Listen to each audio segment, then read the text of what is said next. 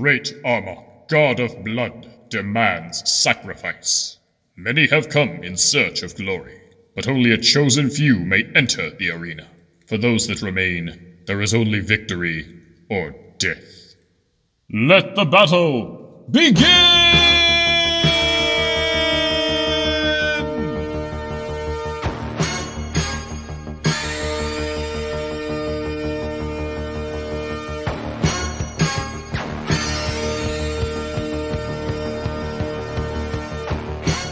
Welcome back to Blood on the Sand, where today we cover the results of the semi-finals. But first we need to address our absence for the quarterfinals round. Well, you see, shortly after the round concluded, the dwarves of the audience flew into a crazed riot against the outrageous disrespect paid to Thaltig by the immodestly named Serpent. It was at this time that Urist became stricken by a mood that seemed quite strange, and he insisted that he join the riot. Despite my best effort to convince him otherwise, he vanished into the growing binge of dwarves. Urist has yet to be found, even since the riots have ceased. Is he alive out there? Did he get trampled by the less stoutly of his mob? Urist, if you are alive, please return to us. We're in this together, my bearded brother, and we have yet to finish our work. At some point during the riots, our recordings were stolen, but we're not giving up so easily. Today I'll be joined by Nelare Longstride, our field reporter, who will be standing in for Urist and helping to bring you up to date with the tournament. Glad to be here, Todd. We'll start with a recap of the quarterfinals. 4 matches played out, and these were the results. Between Macho Crab, Sandy Ravage, and Treadwell the Grizzly Bear Man, Sandy managed to dominate the fight with an unyielding flurry of stabs and slashes until Treadwell was finally through. Macho Crab, Sandy Ravage advanced. Next was the fight between Thaltig II and the, Vulgar Viper. This was the fight that caused such a violent recoil from the crowd. The unpleasant reptilian man defeated Thaltig quite handily and continued to disgrace the dwarven noble by contorting her body in a most unpleasant display. You know exactly who advanced. The third match pitted Duke Grubugosh against Cirrus Windpaw, a truly unpredictable fight. Cirrus strafed as quickly as the wind, and the Duke coiled like a roiling stream and dodged and parried for quite a while. But ultimately, Duke managed to land the lucky strike, and suddenly the dance was over, and Cirrus was no more. The Duke advanced. The final match was between Borm of the South and Ironhorn, a battle of giants. They were playing a game of size, but unfortunately for Ironhorn, Borm won at that game, and consequently he won the match. Borm of the South advanced. Those were some surprising results. Though she inspired nightmares in me with her swift kills and borderline psychopathic courage, I suddenly find myself missing that reaper of a catwoman, Cirrus Windpaw. May we remember all of the fallen gladiators who made it so far. What we witness now is combat between only the most frightening and admirable warriors of the original 64.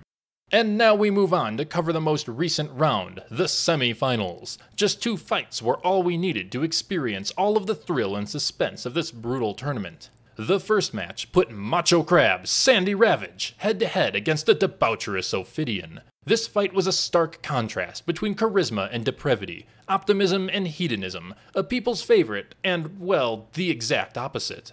Exactly. So far in the tournament, the Macho Crab has been pitted against the Goblin Morris, where he proved his agility and accuracy with his dagger against the small opponent.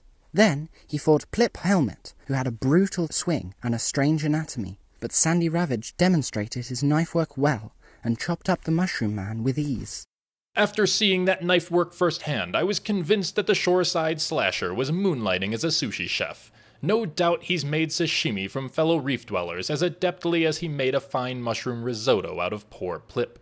I certainly agree. He continued on to fight the bizarre Gary, the cannibalistic Gazelle Man. Here, he showed us that even in the face of psychotic aggression, his talent with a blade does not falter. He sliced up the Gazelle Man like anyone else, bringing him up against a grizzly bear man, Treadwell.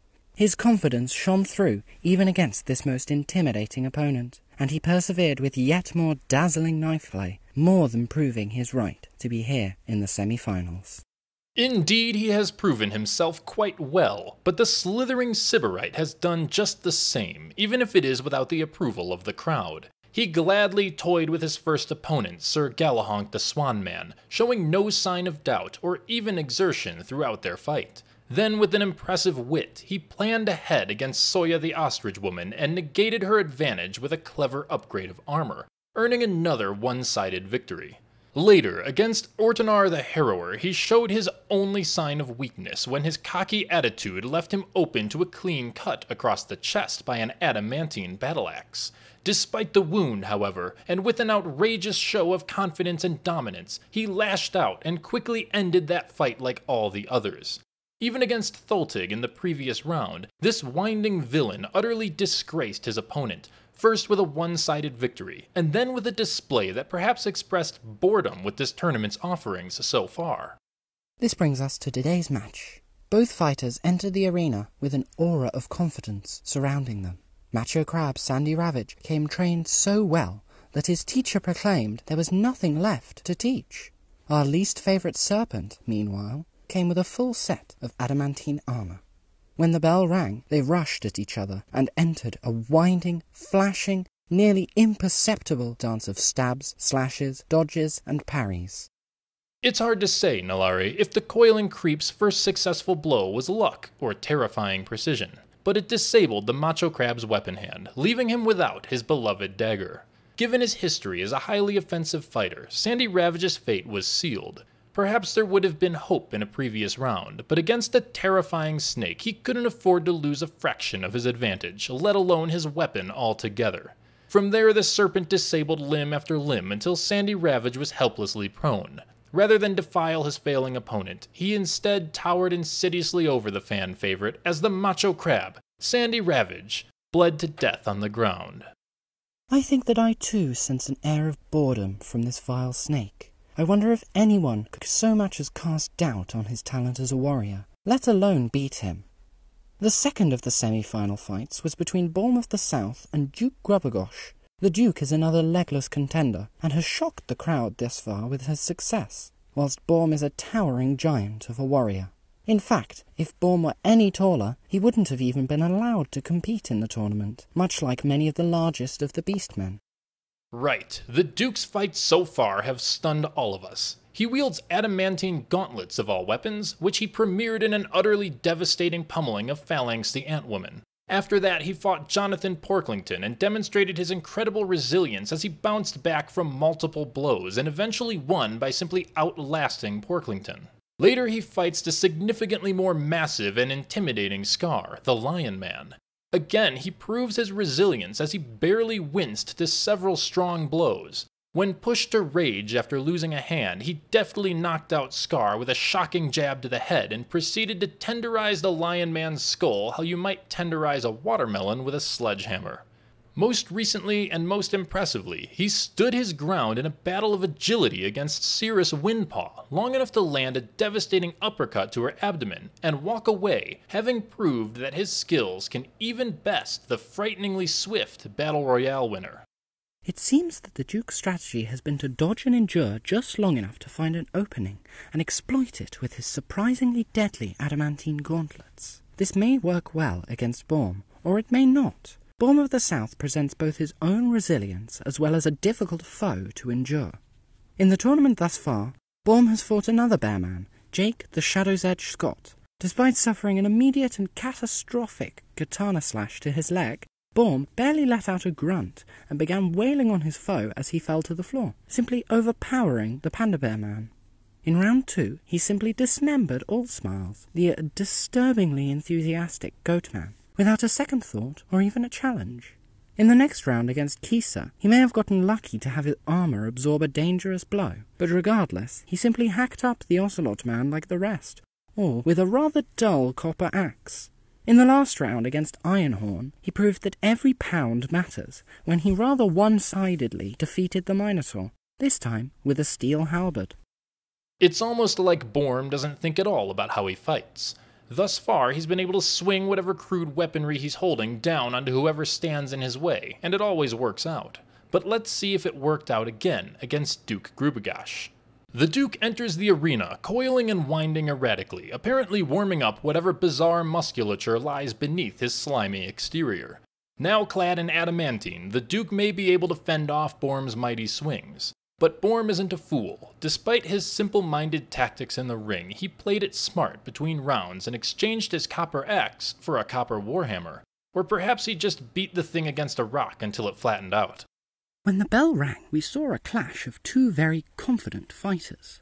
Borm has always been less mobile in the arena, and now Duke Grubugosh has apparently decided that his adamantine armour negates the need to dodge. Borm lands a solid blow with his new hammer, but the copper does little through the Duke's impressive armour. The Duke lands several blows of his own, but Borm's massive size makes it impossible for him to disable any limbs outright with a single punch. Borm's attacks seem universally ineffective against the adamantine suit, but the tide turns when he lands a strong hit to the Duke's abdomen and causes him to vomit despite the armour. From there, even this slight advantage inspires Borm to pummel again and again on the noble wormman as he tries to recover. With such might behind each swing, Borm begins to dent the Duke's adamantine armour with his copper warhammer. Truly an unexpected sight. One of Borm's attacks tears away the Duke's hand and subsequently removes his gauntlet, exposing his forearm as well. He bashes in the exposed forearm too, and the Duke cannot escape the oppressive hammering of the enormous polar bear man. Before he has a chance to fight back, Duke Grubugosh has bled out on the sand, just as our name implies. I must say that despite the lack of gore and depravity in this round, it's still extremely stunning. To see brute force utterly overwhelm a skillful opponent like Duke Grubugosh flies in the face of what we've seen so far. If I hadn't seen this fight, I would have never guessed that a fighter like Borm could compete with an agile and adept fighter like, well, the Snake. But now it's clear that with enough mass behind a weapon, even a crude smashing can win over the most well-trained opponent. So, Nelare, what do you think about the upcoming final between Borm and the Immoral Viper? Well, none of the Snake's opponents thus far have been larger than him. Borm, however, has proven himself capable against all kinds of opponents, including the other legless competitor, Duke Grubugosh. Though it seems impossible to say, I can only hope this means Borm is likely to win, if only to keep his opponent's unsettling image from adorning the Hall of Fame. I think we can both agree on that, Nelare. That's all the time we have today. We'll be taking a break during the second Battle Royale, but stay tuned for the thrilling conclusion of this, the 6th annual Gladiator tournament, when the finals begin. This has been Blood on the Sand, with your host, Todd Humanson. And Nelare Longstride.